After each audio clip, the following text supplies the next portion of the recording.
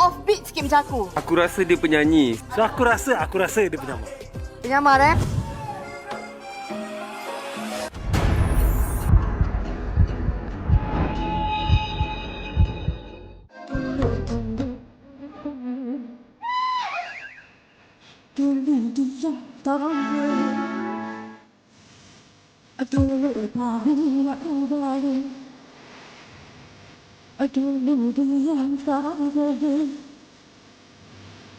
Habis main di tengah sebelum senja kembang.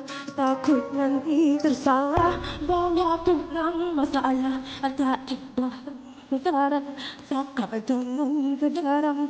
Elok awal dilarang untuk kau jadi orang.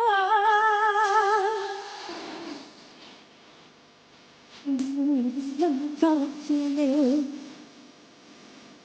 aduh boleh aduh yang sekarang again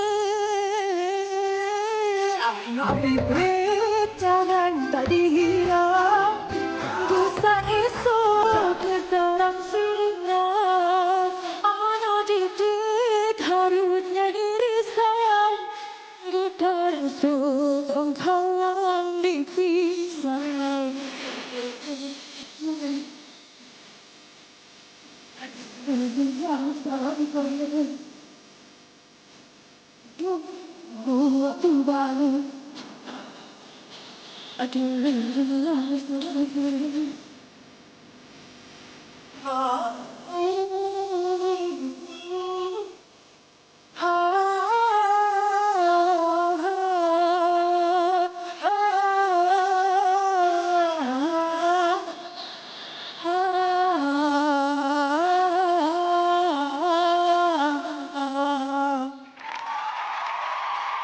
Sekarang ni, Abang dah cakap lagu next yang untuk Zizi tu nak bagi kat dia.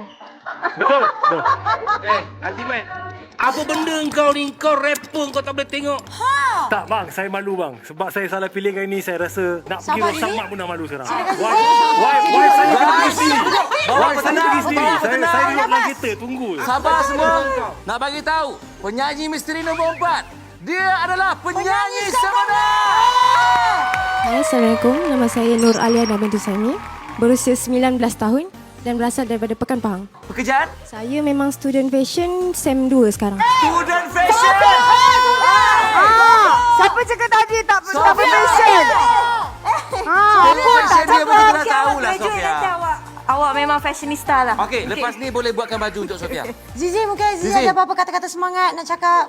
Dia dah bagi kata semangat untuk diri dia tadi kan? Dia cakap dia tak akan menyerah kan tadi kan? Tak akan mengalah. Teruskan untuk menjadi penghibur, penyanyi. Terima kasih kerana sudi bersama kami di Akan Silakan. Boleh kita jumpa lagi nanti kemudian. Bye. Alright, jumpa lagi. Bye-bye.